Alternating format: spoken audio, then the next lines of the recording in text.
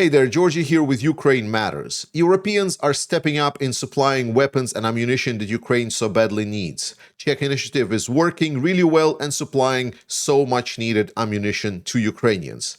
President Zelensky outlines the possibility on how to overcome the manpower shortage for the front lines. And more than that, Russia has lost another fighter jet. This and more in today's daily news. Let's begin. There supposedly are some people that are excited by the meeting between the Russian dictator and the President of the United States, but I am more excited about what the people of Alaska and United States have shown. And I want to say huge thanks to everyone that came out on the streets and shown exactly how the American people feel. Thank you so much, people of United States. We see you, we appreciate you. Continue supporting Ukraine. The strikes on oil refineries in Russia keep happening and arguably at the highest pace they have ever been. This night, an oil refinery in Samara region, which is over 800 kilometers away from the border with Ukraine. Ukrainian drones visited it tonight, and the only question I have, who's next? Ukrainian Navy is reporting that another Russian Su-30 jet has been downed in the Black Sea overnight near the Ukrainian Snake Island. This is an important milestone as now it marks that over half of the 43rd Regiment of the Black Sea Fleet of Russia plane that they belong to has been destroyed or damaged since the start of the full-scale invasion. This is the regiment that was deployed to Crimea to control the skies in their area and harass and try to make damage to Ukraine operating from the occupied peninsula. Ukrainians have been attacking that peninsula for a while now, and the Black Sea battle for Russia has been thoroughly lost despite their pitiful attempts at retaking it. Czech ammunition initiative started in February of 2024 by necessity and spearheaded by the Czech President Petr Pavel, was one of the most successful stories of support for this war. The initiative started as something that was just done because, well, we failed, because Europeans were really bad at producing weapons, and we talked a lot that we will be supplying weapons and ammunition to Ukraine, yet when the push came to shove, it turned out that we cannot really output that much. Therefore, Czech president spearheaded this initiative of trying to find manufacturers of ammunition all across the world. The initiative has been a massive success in 2024. It was able to supply Ukraine with live, ready for combat ammunition of over 1.5 million pieces. By this point this year, it is already over 1 million, and it is expected to hit about 1.8 to 2 million pieces delivered already in 2025. This initiative is expected to go on further in 2026. Now, I know a lot of people are skeptical because of the upcoming elections in Czechia, and that it potentially will mean that there's going to be more sort of a pro-Orban, pro-Russian sort of a government coming in Czechia. I'm a little bit flip-flop on that. We will need to see. But in general, the fact that initiative now is there and working, and it is called Czech initiative, it doesn't mean that Czechia itself is something that is absolutely critical for this initiative to go forward and work. I believe it is now living the life of its own. But the name of Czechia is forever ingrained and is one of the spearheaded and most trustful allies of Ukraine, and specifically Petr Pavel gets a great gratitude from me, and I'm pretty sure from a lot of Ukrainians, for the work that they have been doing and for the weapons and ammunition that they have been supplying all the way so far. Most importantly, what I want to underscore is, while this initiative is important, while it is critical that this initiative is continuing supplying ammunition, and as I said, hoping for more than 2 million this year. But it's also important to acknowledge that Europeans finally realized what their problem is and how to get forward with production. The biggest hurdle that was always there was the long-term contracts.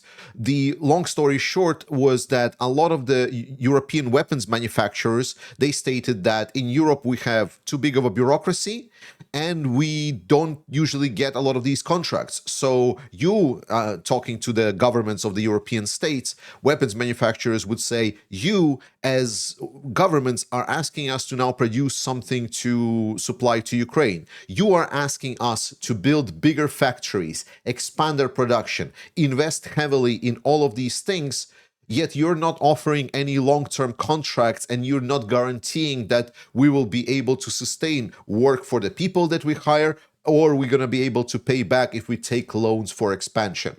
Well, if you even are not familiar on the internal kitchen on what's happening in the works, the fact of the matter is that by this point, the growth of expansion of the weapons and defense manufacturing in Europe is already 3 times what it was even at the start of the war.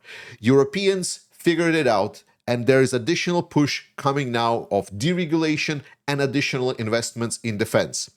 My timeline that by the end of 2026, Ukraine will have a strong, dependable ally with massive capabilities of producing good ammunition and good output of all types of weapons and defense equipment, I believe is strongly on point. So thank you to Czechia, and thank you to the Europeans. I know I bash Europeans a lot on this channel, but for this, I definitely want to say good job. Ukrainian forces receive 1,000 FPVs by using the new procurement system for the rapid delivery of right now drones, but it is expected that it will be expanded to other critical components necessary for the war effort. This new system comes as a substitute to the previous procurement process.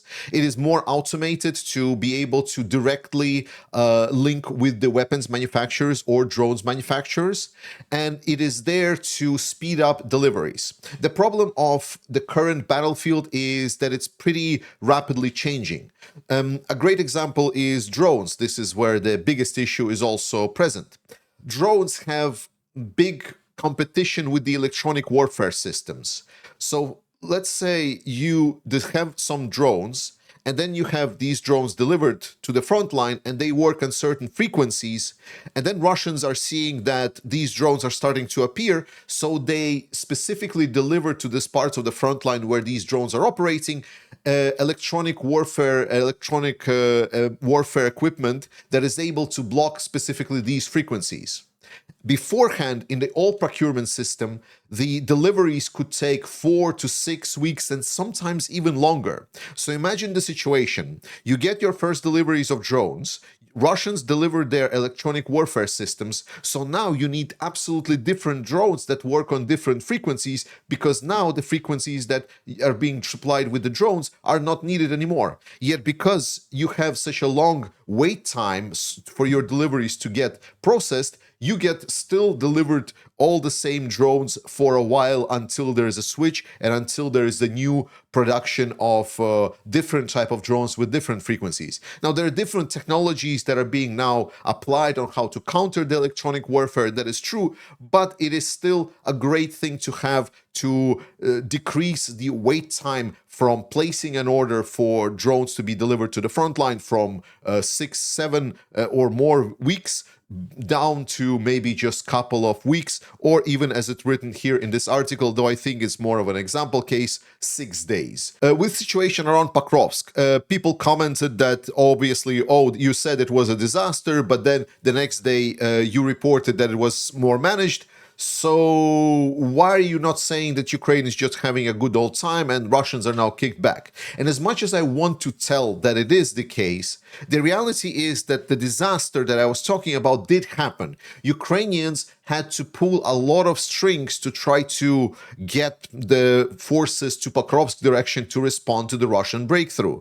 And for example, they are now getting the city of Drushkivka evacuated, which is important logistics hubs in Ukraine that everyone was expecting will still be there for a while. So as you can see, while there are good news that are telling that Ukrainians are indeed able to maintain the situation around Pokrovsk, there is also other news that I want to show you an example here of that states that Ukrainians are also understanding that Russians have the resources to cause trouble, and henceforth they are now forcefully evacuating the areas where fighting is sort of like expected. And President Zelensky also commented on the successes around Pokrovsk and Dobropilya direction, thanking all of the units, brigades, and corps that are fighting there. It was not just Azov, there is a lot of other people that are fighting. But most importantly, in my perspective, and I think I need to make a separate video talking about this, is that he outlined that the future of Ukrainian army should be contract driven. And this is an important talking point. I've outlined that Ukrainians need to figure out how to overcome their mobilization issues. And it seems that the conversation within the Zelensky's government is becoming like we should not have mobilization in general. What they instead want to build is a contract-based military. So we might expect increases in salaries, bigger incentives for fighters to join the contracts. People potentially can still get mobilized, but not for the frontline position. Instead, people fighting on the front lines and manning the trenches would be people that are voluntarily signing the contracts to get the bonuses that they need. If this is indeed the case, then this would definitely solve the issues of desertion and a lot of other issues within the Ukrainian military, especially motivating people that want to build a career to actually grow their competencies and grow the possibilities of becoming better with their contract. It's a possible scenario to work through. Russian military is operating right now on the contract basis, though they are known to be force signing the contracts. But still, it's a possible outcome. Everything is going to be depending on execution here. Ukrainian spy chief Budanov is reporting that North Korea is expected to send tank groups, armored vehicle units, and engineering forces to Russia. It is not yet fully confirmed whether or not they will be fighting on the front lines, but we know the interest of North Koreans is to learn the new tactics, to test their equipment, to understand how fighting is done, and we've seen this being cycled through all of their approaches to Russia. They've tested their long-range artillery by sending it to Russia. They've tested their ground forces. Now it seems that they are going to be aiming to test their engineering and tank forces and armored vehicle forces as well. North Korea is the enemy of Europe. It is attacking a European state. Japan says that they were able to look into some of their machining tool producers, and they were able to find out that via China, these machining tool producers were able to supply Russia with high precision manufacturing equipment to evade the sanctions put on Russia. Japan's government, that has emerged as an unexpected ally of Ukrainians and democracy, is now pressuring the company to stop supplying equipment based on these contracts, as only part of the promised equipment has been delivered.